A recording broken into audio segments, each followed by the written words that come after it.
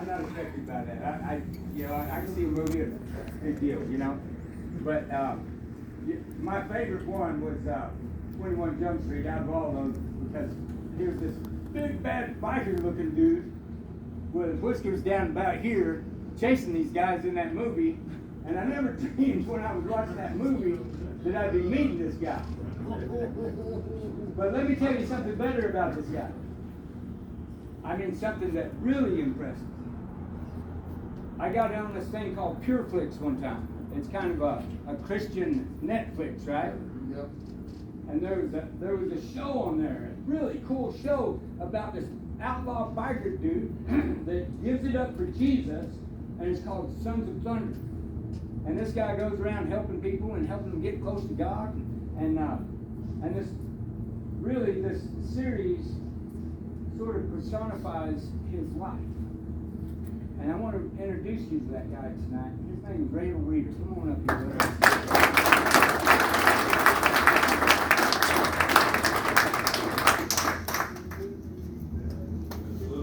As little as I go home, I wonder sometimes if it's art imitating life, because I'm out on the road all the time now. So, Amen. But I guess I've always been a nomad. Gosh, so any of y'all, who in here, who wants to raise their hand and say they're a Christian? Okay. All right, well, so have all of you done it right? Have you done it right? So I've had about I call it a 30-year stumble with God. That's only a walk some of the time. At 18 years old, I started in pro wrestling. I was on TV by the time I was 18, 19, 20. On worldwide television, on ESPN and stuff like that. But I used that to kind of get into acting, just chasing my dream. My dream of fame and fortune. So far, it's wound up being about broken influence, but not exactly fame and fortune. But I did that. I chased my dream. I got saved. In that process, I got married, had kids. I was, one foot in the world, one foot in with the Lord, in the kingdom. And I'd go to Brazil and do missionary work, and I rode in a Christian motorcycle club for a couple of years, and going out riding with the 1%ers, like that, just all that, trying to serve God, but also I was chasing this dream of Hollywood, and it's put me in some interesting places. It's been a lot of interesting movies, and built a heck of a testimony because I've been there, kind of done that on a lot of things. I'm not typical Hollywood. Not just the way I look and all that. When I went off to Hollywood, I couldn't get a job as a bartender. I wasn't pretty enough. Maybe you could have been out there as bartending, but to me, they just threw me in there and doing security, and I did security, which led to, because I'm sitting here, when I moved off to Hollywood after a couple of movies, I did Sin City and Idiocracy, and so I asked my wife. I said, "Hey, you and the kids want to come,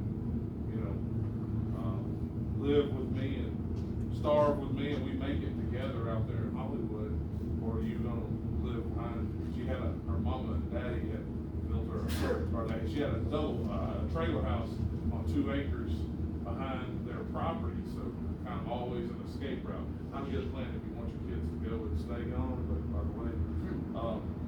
But anyway, so she went there with the kids, and I went out to chase my dream, and I would fly back and see them, and you can imagine how that marriage lasted. It didn't. But while I'm out there, I'm trying to pay for 2 households. I'm out there, living and working in one of the most expensive places in cities in the country, and trying to send money home to my wife and kids, and then my ex-wife and kids, and all that. And that led me down an interesting road that I didn't necessarily was, you know, bouncing led to driving for an escort service. That led to, collecting for, you know, for drug dealers and all kinds of crazy stuff. And I ended up really, you know, becoming really a savage, you know. So what I was portraying on TV really wasn't far at all, from what I was doing, you know, in the off hours. So, which just was very interesting, because I would be,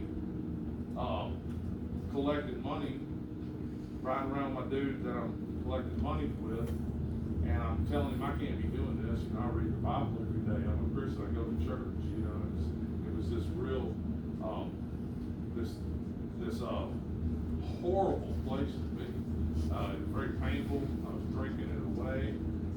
What I was doing, I knew was wrong, but I was still doing it. And but you know, I just, you know, it's amazing what you'll do when you're trying to pay for your kids, you know. I don't know, some of y'all might understand that.